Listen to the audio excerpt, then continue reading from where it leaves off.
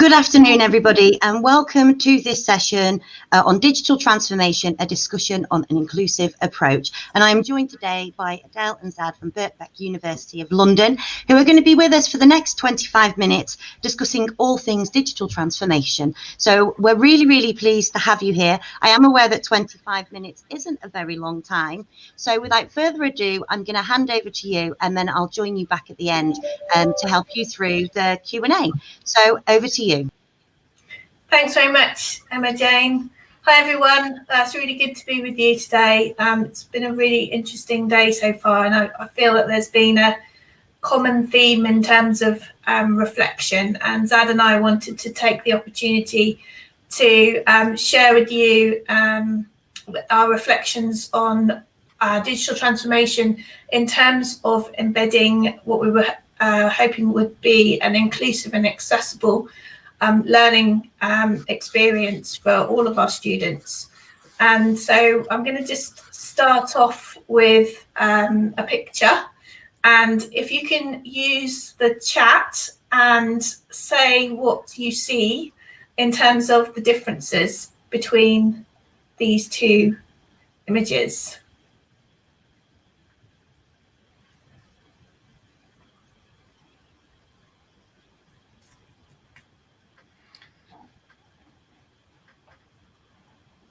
Bonus points for the first person to place a comment.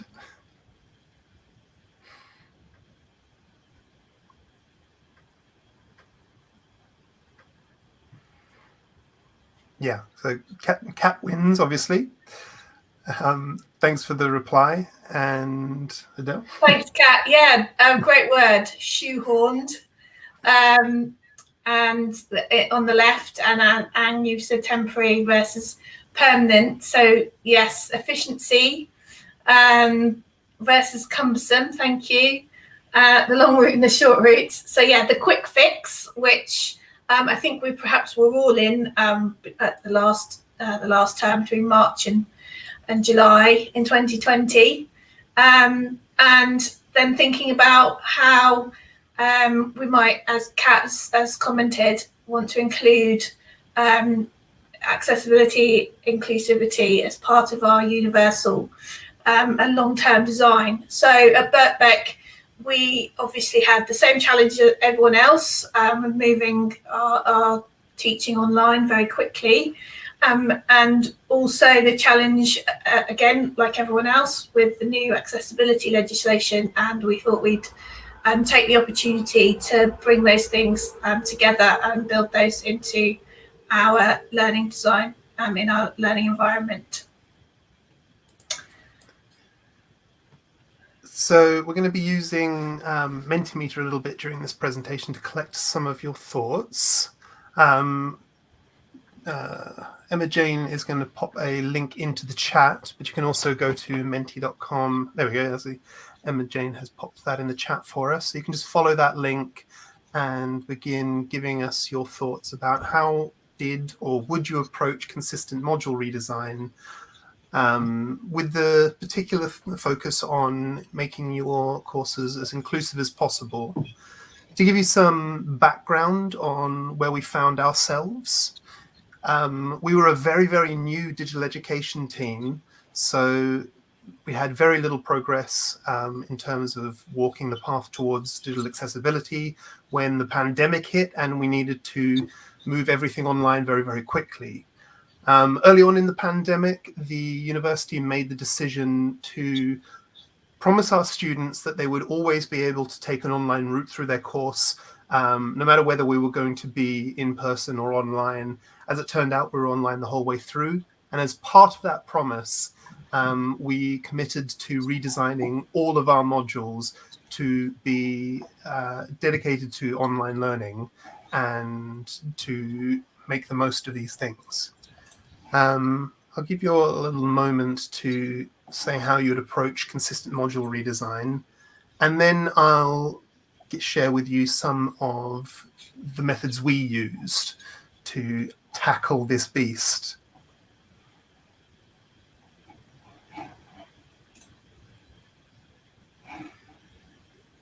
I see there are 5 of you on the board so far, so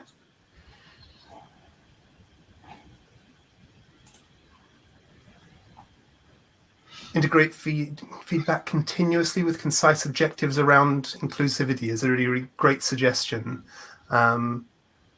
Make templates. That's a little bit of a forerunner to what we'll see in a little while. Create or use checklists is another fantastic methodology. Consult with stakeholders. Don't impose templated on them without asking. It's very important to do that. What I would say is we didn't necessarily consult as much as we normally would. Like, this project would have taken several years in normal circumstances. Everything had to be rather more accelerated than we otherwise would have. But yeah, consulting is really, really important in order to get that sort of buy-in. And giving detailed supported guidance, absolutely couldn't agree more. Color scheme. This is important and something we took approach of. This is a really something we thought was really key, actually. Standardized approach across departments and school and faculty. When you universalize key elements and then allow teachers to be creative within that template, you can actually ensure a lot of inclusive elements. In the interests, accessible templates, yeah. In the interest of time, I'm going to move on to our next slide. So this was our approach. First, we built in some baseline standards that all modules needed to adhere to. We also put on a mandatory digital pedagogy training course for staff. So 900 teaching staff attended that over a very short period of time. And it was quite an intensive course where we took them through all the various different elements of teaching online and took a really, really strong approach on accessibility. We also built a new course design and timetabling software that teachers could use to develop their courses from the ground up. We rolled out a template using this course design software across all of the courses within our virtual learning environment. And we provided dedicated consultation support with all of the digital transformers so they could have a constant beeline to the learning technologists within their department and could talk about their ideas with us at any time. And as far as tools training was concerned, we effectively ran just consistently rolling tools-based training that anyone could attend. Every single week there was training on all of the tools that we had available. So the next question I have in this Mentimeter discussion is, do you have a set of agreed module standards? So cast your votes now.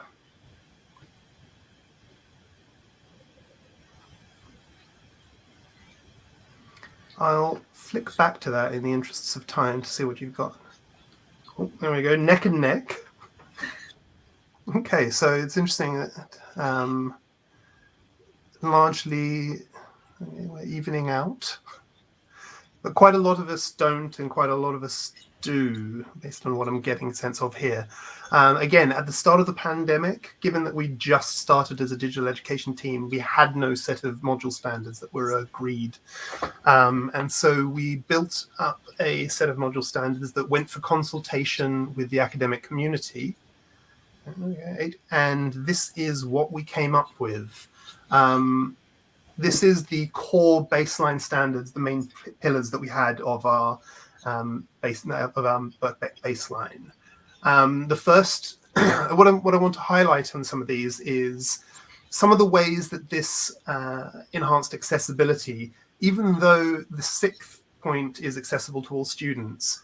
And the core idea behind this is that we focus a lot when we talk about accessibility on specific tools-based elements. Videos have to have captions, images have to have alt text, make sure you use the right fonts, make sure the backgrounds are changeable. And that's all incredibly important, which is why it still makes it in with the accessible standards. But there's an incredibly broad, soft element for accessibility, which is about cognitive and cognitive load when encountering things, which is about how easy it is to navigate within a virtual learning environment and how easy it is to absorb information. So our very first standard is consistency, clarity, and transparency of key information.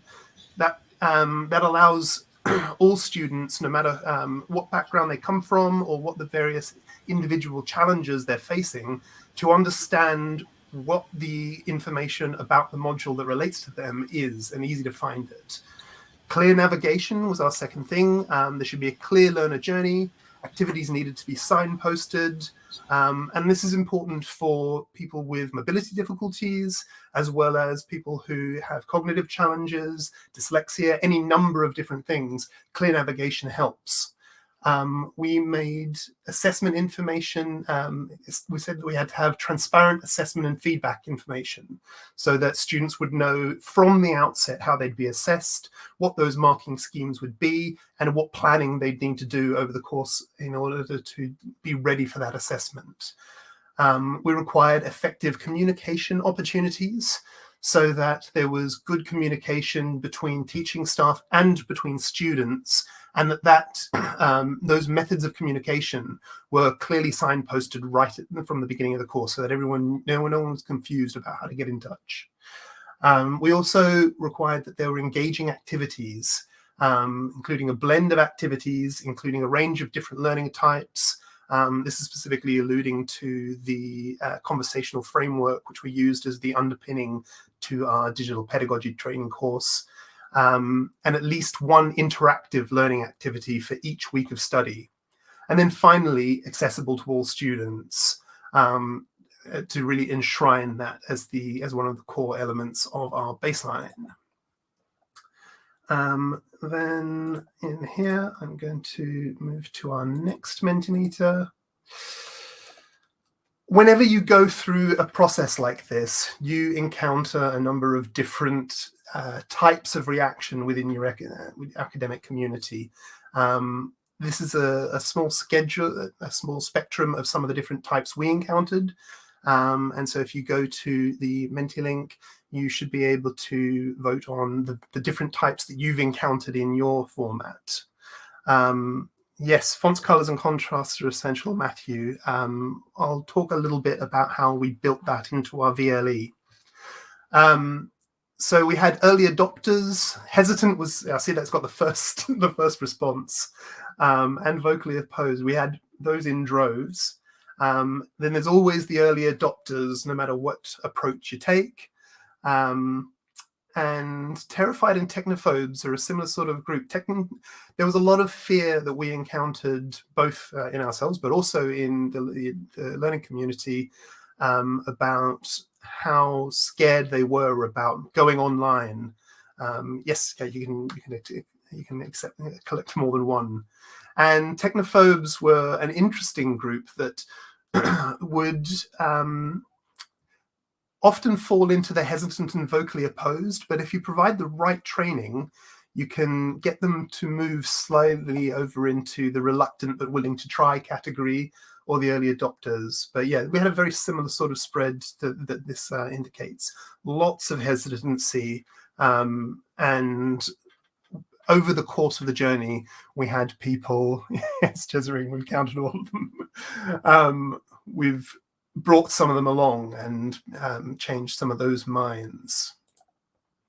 So I think we get a fairly good sense of what's going on there. This is not what I wanted to move on to. Let me just move here. There we go. So here are some of the things that we put in place, both to support accessibility and to support the redesign process. So the first thing is we had a standardized template built into our module design tool. So whenever academics built their courses and pushed them into our virtual learning environment, that would stamp our pre-built template, which you'll see a little glimpse of in a moment. And by having this standardized template, it meant we had a clear and easy to navigate virtual learning environment.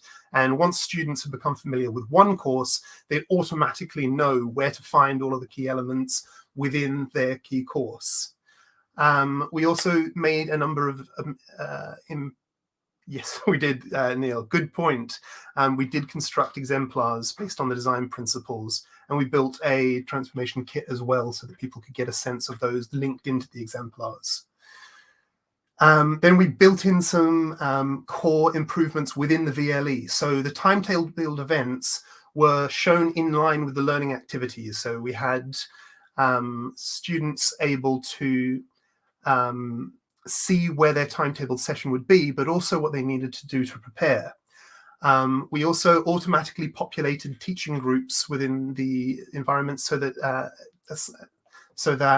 the academics could show and hide content based on what place within the learning that students were at, and also allowed different timetabling. And we placed a huge emphasis on contextualization rather than just necessarily throwing up content to improve comprehension and accessibility. We also put some core plugins into our course, our VLE, sorry. We built in the census access plugins, which meant that any resources that teachers uploaded into the courses could be converted into other formats. So students could take a Word document and convert it into a audiobook or into a Braille, or translate it into different languages, or whatever format suited them. And we also built in the Recite Me plugin that allowed users to customize the VLE interface, so they could change all the fonts within the VLE. They could switch, get it translated into different languages. They could use a ruler which showed them exactly where they were reading, and it had built-in text-to-speech in all of the areas. Then finally, we entered into a partnership with Verbit for captioning to ensure that all of our recorded video complied with our captioning policy. I'm going to show you a quick demonstration of some of the results of the course. So this is a course in 2019-20, before the transformation process. As you can see, there was no standard way of displaying information or putting key things up. So the teacher, with the best possible intentions, has sort of just thrown up everything. There's an assessment here, there's a syllabus, an announcements folder, they've put in a collaborate event, and then they've got just core bits. This teacher, you can see, has actually given a sense of what they're doing in the week, and so that was a good start. But you'll see how far it went. You know, we've got this sort of dumping of readings without context within reading books, which is very much the norm within each week. And you can see here, this is the module in its new iteration. So we applied a new theme to provide a nice sense of scannability across. We also applied these 4 key tiles that were in all courses. So key information always contained a little welcome video or a welcome message from the teacher. It had the syllabus in a Moodle book to ensure it was readable across devices. You can see here's the census access link that was in all courses to allow students to change their documents into whatever format was accessible. And then a communication forum underneath that. They've also gone in and created forums for all the various different groups. Then in the Your Studies tile, this always contained the key links to all of the different support avenues that we had available to students. And our thinking behind that was that whenever a student entered into crisis, that they didn't have the study support skills they needed, or they were concerned about their well-being, or they wanted help with a career, or they needed to access the library, or they needed technical support, chances are they would be in a page in the learning environment. And so by having these in the same place in every course, we had them enshrined within the accessibility of every single course. So students always knew they could find what they needed there at the moment they needed it, without having to go browse the website, for instance. Where applicable, if courses had reading lists, we encourage them to have a comprehensive list within this tile, as well as embedding them within the individual weeks. And then we contained all the assessment information, as well as the submission links, all within this same tile, again, which was standard across all courses. Then within the weeks, you can see the amount of rich contextualization was available to them. You can see that they've got videos where there are pre-recorded lectures embedded in line with all the learning content. There's some learning outcomes. And then obviously we had this format in all cases, that there was a pre-sessional activities section, which teachers were encouraged to detail what the students needed to do in order to be prepared for the live sessions. Then in the live sessions, we had embedded links So you can see this year, this one has changed over to be room to be confirmed, because we're going to go back to live teaching. You're getting a bunch of debugs because obviously as a sysadmin, I'm getting the core information that I need to troubleshoot. But this is the core bit that students would have. They'd have just the live session and a link to the live session, as well as the timetabling information. And that would appear week after week after week. And then post-session activities would always contain the opportunity for students to reflect on or submit areas where they would be able to work through things. So in this particular instance, the tutor has provided a forum to talk about creating a character, and has also prompted them to add thoughts to their writer's notebooks. And then we've got a little additional resources section where they could put any additional resources. So for instance, the PowerPoint of the presentation. And this rolled out across all of our courses. So you had a real return to that theme. I'm just going to zip back to our final slide. So this is some of the results we had. Obviously, it's quite early in the feedback cycle to actually have much hard data on the results. So these are just a few little elements that we got in our feedbacks collected. We had student retention up overall, which was during a pandemic. So when in a particularly difficult and challenging situation, we actually increased our retention. We did a first term survey at the end of the first term to assess how students were finding our approach to the pandemic response. 80% of students either agreed or strongly agreed that we'd chosen the appropriate approach. 8% neither agreed nor disagreed, and 8% disagreed, obviously. The NSS results around the response to COVID, we scored consistently above sector averages. We actually made gains relative to previous years in the NSS feedback surrounding feedback and academic support. And among London universities, amongst part-time students, we ranked highest in the NSS for teaching and overall satisfaction. That's essentially our initial responses, but we'll be continuing to monitor the data and try and form assessments in coming years. Because obviously the approach that we've taken in the pandemic has been rolled forward into previous years. So even though we're turning into in-person teaching as much as possible, we'll still have these rich resources and the focus on accessibility throughout all of our areas. Thanks, Zad. I think there might be some questions. Yeah, I was just saying, thank absolutely. you so much for that session there. I'm a little bit conscious of time, but there are a few that I would really like to pick up. So one of them, I think, was a bit more of a practical question, and it was, is the tile format now fully accessible? It used to open as a one-section page. As a one-section page. It works really nicely for us, and we went through some testing with both our disability team and some of our advisors to make sure that it passed their accessibility checks before we implemented it. So it works really nicely for us. Anyone who knows Gavin Hendrick from Gavin Hendrick from Moodle Moot, will know that he's not a massive fan of it because he doesn't believe it scans well.